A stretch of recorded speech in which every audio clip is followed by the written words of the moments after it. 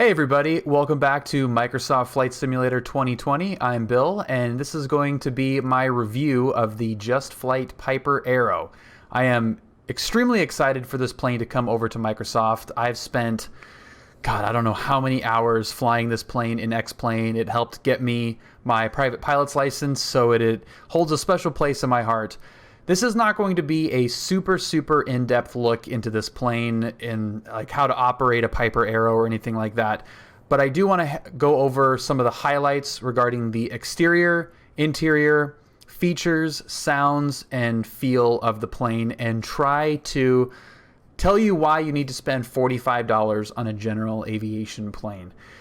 If you're not familiar with JustFlight, they have some of the best looking planes in flight simulation. Their texture guy, it's one guy that does their textures, and he's an absolute artist. So the first thing that you notice versus a lot of the default planes on Microsoft Flight Simulator is that this looks like an actual airplane that may have been used at some point. Like a factory fresh, super shiny, plasticky looking model. Although maybe accurate, it just doesn't look like a lived in airplane. This looks like an airplane with some wear, and it actually is even more dramatic on the interior of the plane, which we'll check out here in a minute. But you can see we've even got some soot along the bottom of the fuselage here, but it just has kind of a faded, weathered look to it. It's really beautiful. I actually have brought over the X-Plane 11 livery of the plane that I fly in the real world, which is an Archer, not an Arrow. So it's not exactly the same plane, but the textures, if you have an X-Plane 11 texture, will port over with some fancy JSON work in making that transfer over, but they are the same texture files. So the default liveries are perfectly fine. They provide a bunch of different livery options for you and different call signs. This is the custom one. I couldn't find any other ones with addressable registration, so this one I've got the 204 Lima Echo on it. The other liveries, you're stuck with the registration that they provided, and there are a lot of international liveries on there, so you've got a bunch of different nationalities potentially covered for the livery. Let's just kind of look at some of the details here really quick. I don't want to spend too much time because I think it speaks for itself, but you can see up close we've got really high resolution textures. You've got a bunch of weathered, it looks like oil dripping out of the cowling and out of this NACA duct here. Then you can kind of see that it's followed, where the airflow would be. A lot of the drips and it's kind of flowing with the fuselage of the plane. Just a huge attention to detail. Like I said, the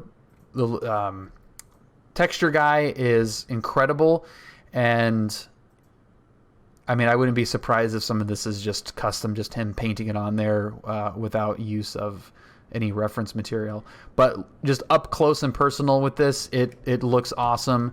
It's just a beautiful looking livery. Look at all the soot marks underneath the plane, and it's even worse if you go under. Look at that, very dirty, and we're up close and personal here too. It looks even better when you're underway and not as close to it. So there's the exterior of the plane.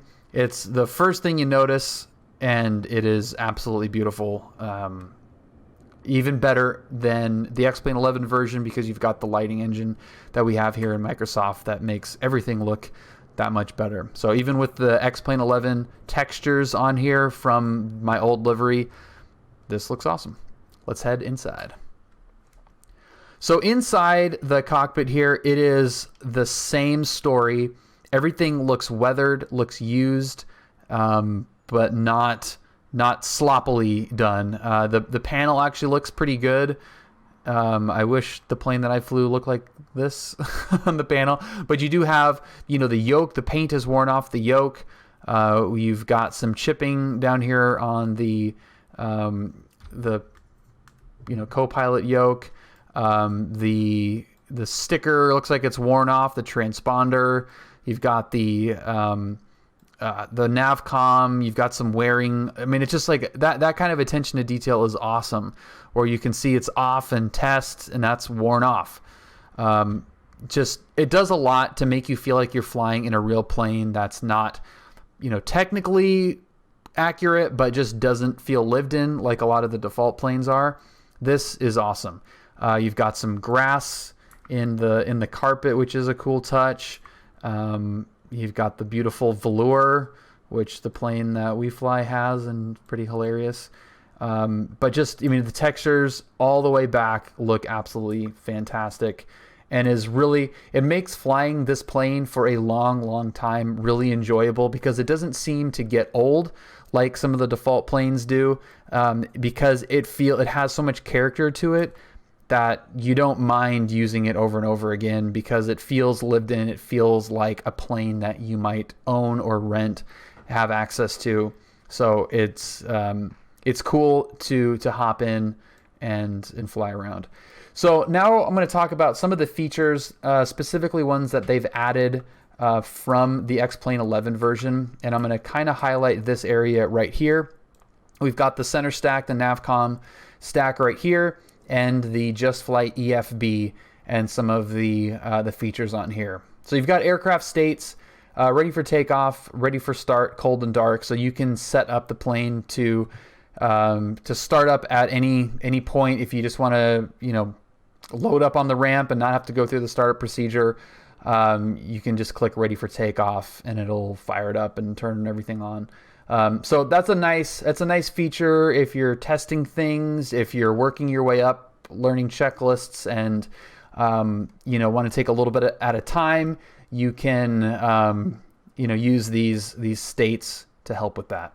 The next thing is maintenance, and this is something that the X-Plane 11 version had, although it was in a menu that would pop out from basically from right here. It would just kind of pop out. Now we've moved it to this EFB. We've got the battery in volts, and we've got the oil. This will wear, so you will need to change the oil every once in a while, which is kind of cool. And if you leave the plane on, the battery will die. It's a quick recharge the battery, but it is kind of cool that it has persistent state capability, and that it's something that you kind of have to monitor or keep in mind. Not really anything super crazy or involved there, but it's a nice little detail. Copilot, you can turn the Copilot on and off. Hey buddy, we're gonna keep him off. And then we've got the yoke, which obviously you can hide the yokes by just clicking on the base of the yoke, or by going in here and turning that on and off. So that's I guess kind of nice to have. Then we've got the equipment right here. So these are the static elements on the outside of the plane. You've got the tow bar on there, the chocks and the tie downs, and we can get rid of all those, and then the plane is just naked here on the ramp. So that's very easy UI to do that, as well as the cabin doors, cabin door, luggage door, and oil door. Those are all addressable and openable, which is really cool. This is the first plane that I've had in Microsoft Flight Simulator that had that feature. So that is really nice. And then you got the flight info down here, and you can toggle while in flight, and it'll give you wind components and fuel density, altitude, your true airspeed, all that kind of stuff. So that's nice to be able to toggle through that. The big thing is the GPS. So we've got 3 different GPS options that you can switch on the fly, no pun intended, which is really nice. So this is the Garmin GPS 100 option. The plane that I fly is slant uniform, so it looks more like this, just without the GPS, than the other options that we'll see. So I'm going to be flying around mainly in this setup and not using the GPS at all. But if you want, you can use a 430, and it just clicks on there. You can do this in the plane as you're flying along, and it just switches it automatically, which is really cool. And then you can also do the full screen 530, which fills up that whole GPS stack. So very cool. It also, on the 430 and 530, because these have a navcom integrated into the GPS, it replaces the GPS 100 with the COM 2 and nav 2. So it just repositions those, so you still have both COM and nav 2, regardless of what your setup is. So that is a really nice feature. You know, avionics, matching everyone's avionics is almost impossible. So this is a really cool way for a developer to have multiple setups that might provide you know, people using this as a training tool to have a similar setup to what they're flying in the real world. So that is kind of the little tour that I wanted to give you guys on the inside of the plane. Procedurally, what JustFlight did in X-Plane 11 was create something that you could make it as realistic as possible, but you didn't have to.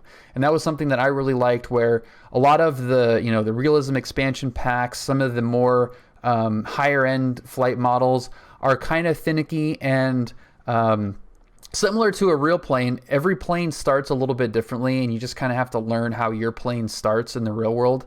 And that can be true for the simulator planes sometimes. And it can be kind of frustrating if you're trying to learn how your plane starts, or at least just practice the repetition of your checklist and how your specific plane starts. The JustFlight X-Plane 11 version was, I mean, you could pretty much start it up in any state, turn it on, and it fired right up. They improved the startup animation a little bit on this one, so it doesn't feel like it just immediately fires up where it's like 0 RPM to you know, on. So this actually has a little bit more of a startup procedure and animation, but you can still go through all the procedures, and whether you're priming with you know, a fuel pump or priming with pumping the throttle a little bit, it will start. So again, this is not like a tutorial on how to start this thing, but we'll just start it anyway. So make sure the brake is set, and the brake is a little handle down there. We'll turn on the battery. We'll get the beacon on. Make sure the fuel is on. We've got left or right down here, so doesn't really matter. We'll turn that to right. Mixture will go full, and we'll get the props full, and just gonna pump the throttle here and get it primed. Well, I don't know how many pumps it's gonna actually need, but 3 is probably fine. And then we'll get the fuel pump on, and we will clear prop. Let's open this up too, so we can hear the engine. It's nice that that works as well, unlike a lot of the default planes. And let's start it up.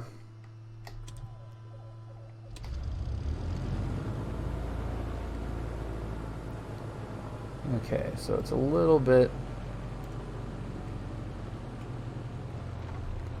it still comes to life, but not too bad. So there's idle. That's throttle idle, and it is idling at 1,000 RPM.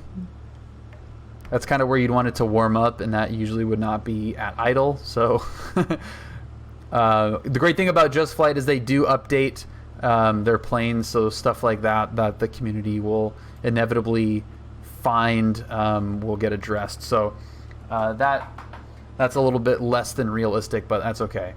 So let's get the fuel pump coming off right now while we get everything warmed up. Turn the lights on. I'm going to get all of the lights on, and we can look out here and see what it looks like in the daytime with everything turned on.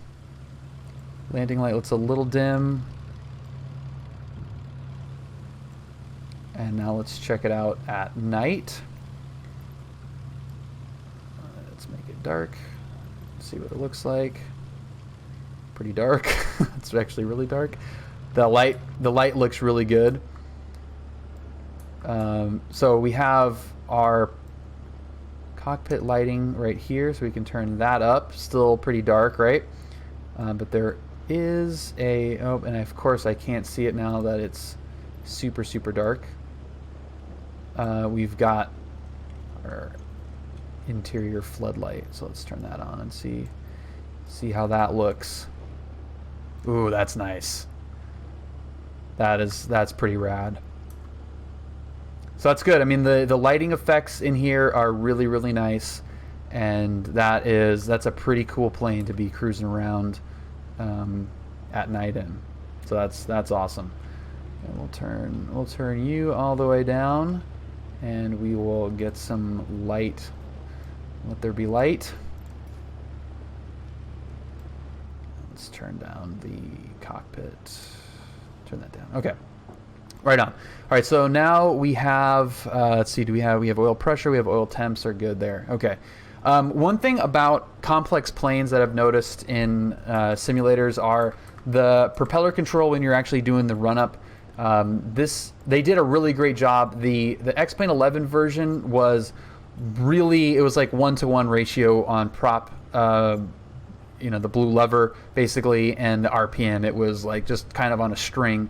There's a little bit of a delay, and it really feels like there's oil, there's pressure, there's mechanical things happening. It's not as immediate. So we got the parking brake is still on, and I'm going to move the throttle up to 1700 there, and it's just cycle to prop, and you can hear what it sounds like.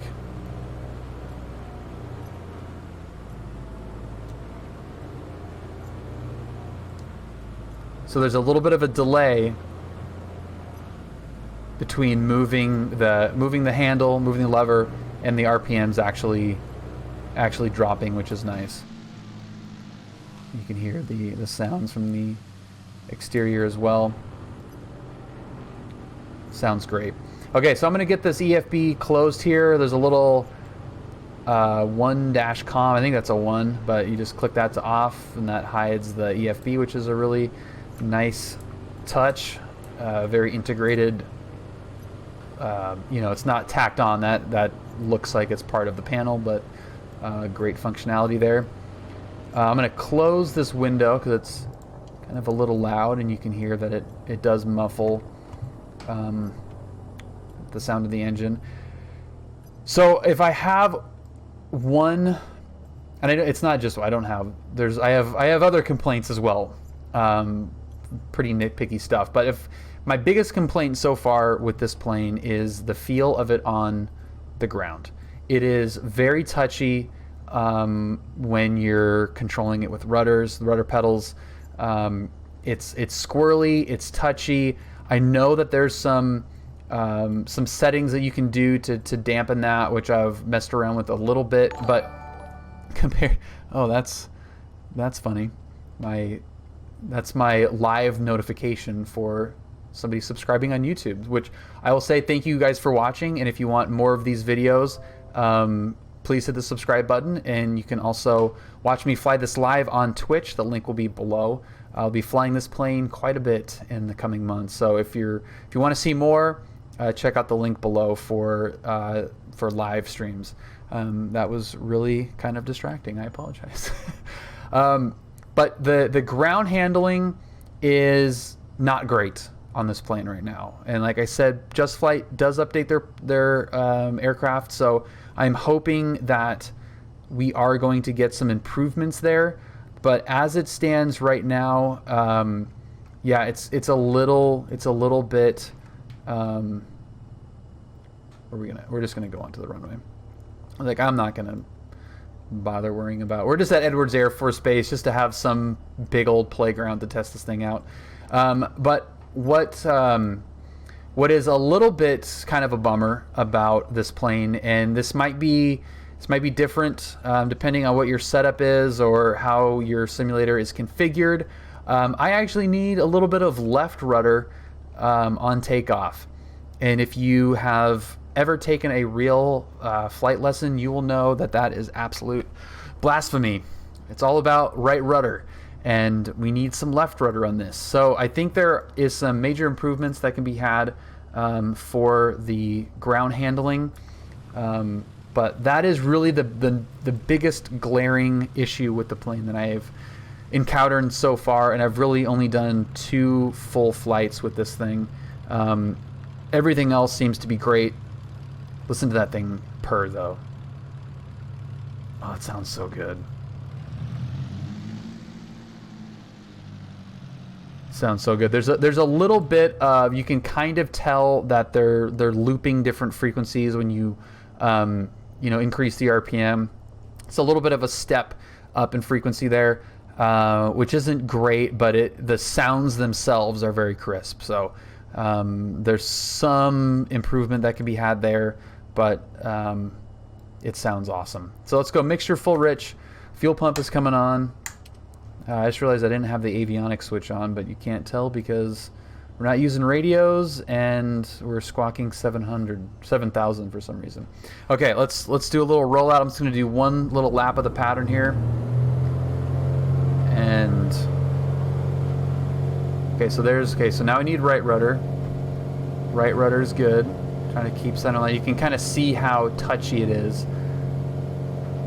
Right rudder, there's 60. Oh, there's the left.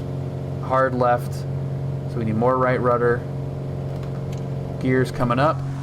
And this is definitely not Bonanza gear. Look how slow those things go up. Nice. Prop coming back. Cool. So we got gear up. Looking good. This plane likes to cruise at 25 squared roughly, and that's the RPM throttle, full throttle RPM back to about 2,500. So that's pretty much the power setting for cruise, and that goes for the real plane, the real aero. That's kind of a sweet spot. You can maybe do 24, but it does kind of like to be squared off. And that's kind of naturally where it is anyway. You can see there's 25 on the RPMs on the prop, and there's the manifold pressure at full throttles at 25. So pretty easy to get it into a nice cruise configuration, and then you can just lean however you see fit. And it does have an impact on EGT, which is really nice. But really smooth on the controls. It's trim sensitive, and just the aero in general is nose heavy.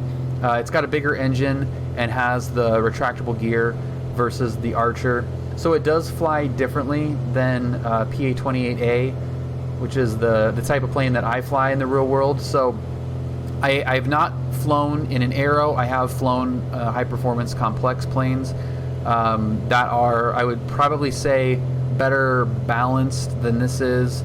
And that is going off of people that I know that do have aero time and that have flown this plane and comparing the real dynamics with how this plane flies. So it flies great. It's not super snappy, which is fine for a PA28, but it is nice and stable and just sounds great. We've got some autopilot functionality as well. It's an autopilot that basically just holds a heading, but you have that altitude hold right there that JustFlight added. It is on top of the autopilot selector. I don't know what you want to call that, but you can actually click on the Piper, and that will hold altitude. So it's really nice. It's not super advanced, but as long as you're fine with just heading mode and altitude hold mode, you'll be good to go. So that is awesome. All right, so we're abeam our runway right now. Okay, so the current build of Microsoft Flight Sim has some serious performance issues. So I had to restart, and hopefully we'll get on the ground before the frame rate tank happens. Okay, so we're abeam the numbers for our runway, and gear, we're definitely within gear safe speed, and gear's coming down. Props are coming forward. Leave the mixture where it's at right now. But like I was saying about the nose heavy nature of this plane, get the first notch of flaps in as well. It needs power in, and I mean you can go full idle and just point the nose straight at the numbers, and you'll still need a little bit of throttle. So it's great for short approaches, but it's also very trim sensitive. just like any new type, any new plane, you kind of have to figure out and learn how it likes to land and adjust your procedures for how the plane likes to land. This is a flight simulator, so it's not going to really replicate how the real plane flies, or in some cases how any plane flies.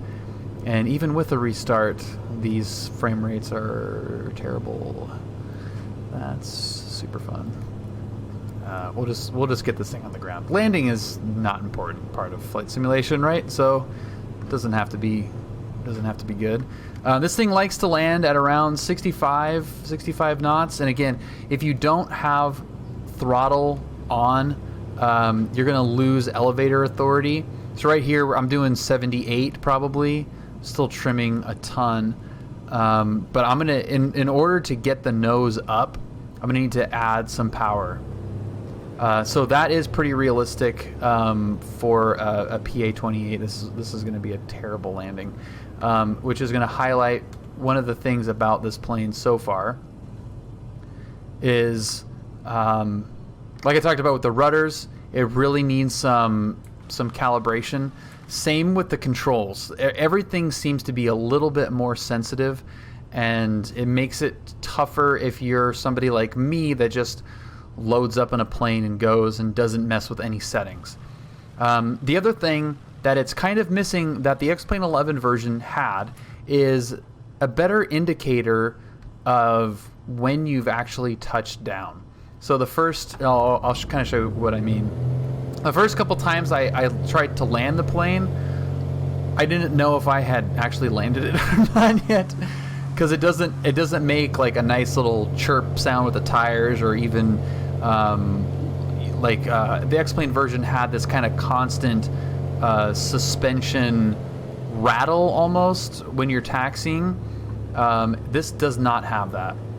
Look at that, I've lost all elevator control, so you got to keep in a little bit of power. But okay, I'm gonna shut up here and see if you can hear when we've actually touched down. I'm gonna go full idle too.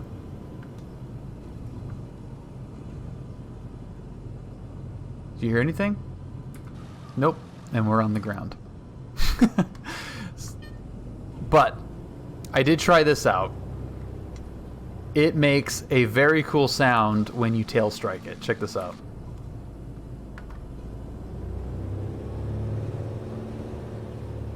I don't know if you can hear that. Oh, maybe I was actually flying. Yeah, I was flying.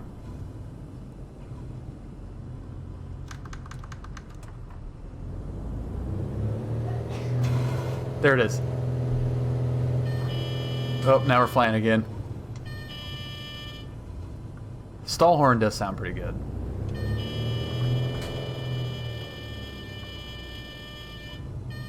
Yeah, see, there's not really much indication that you've actually touched down. We're still flying at 50 knots and it's still going. All right, maybe let's slow down and then punch it.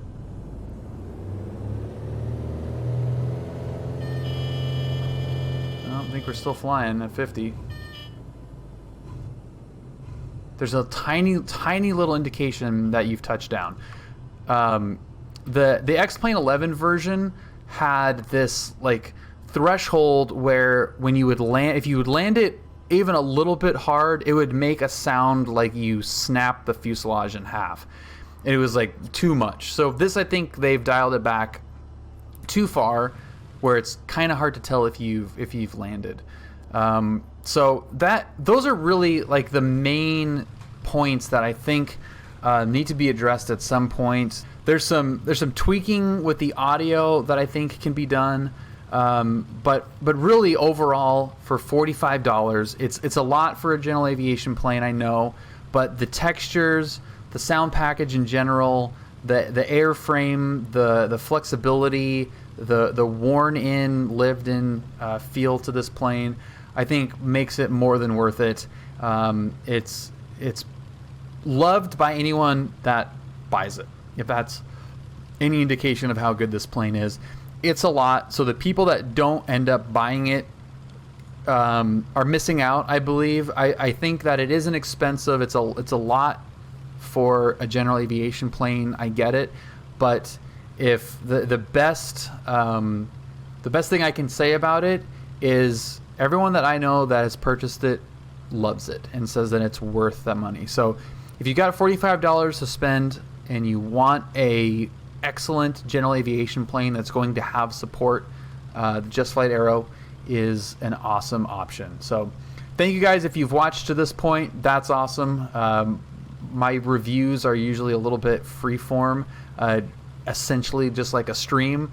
So I appreciate you guys sticking around. If you did, let me know in the comments what you think about the JustFlight Aero, if you've purchased it, and why you've not purchased it if you haven't yet. I'd be interested to see what you guys think of the plane. So thank you for watching.